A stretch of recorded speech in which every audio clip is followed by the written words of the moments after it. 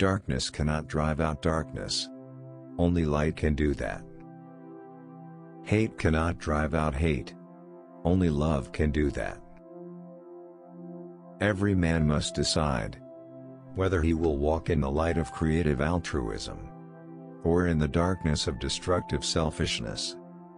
There is nothing more tragic than to find an individual bogged down in the length of life, devoid of breadth.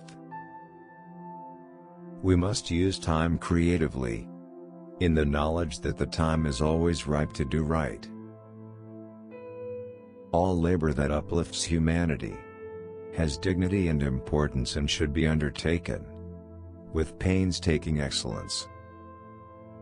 Shallow understanding from people of good will is more frustrating than absolute misunderstanding from people of ill will.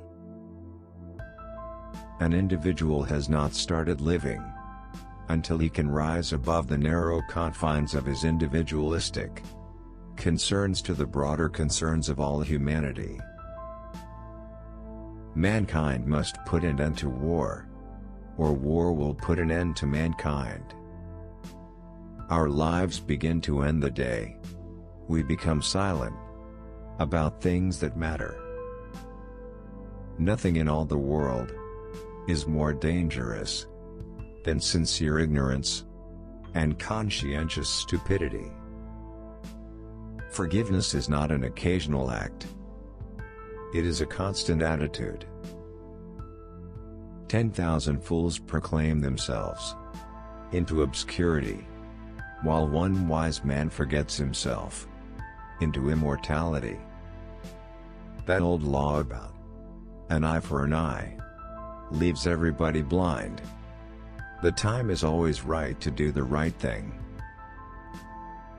We are prone to judge success by the index of our salaries or the size of our automobiles rather than by the quality of our service and relationship to mankind.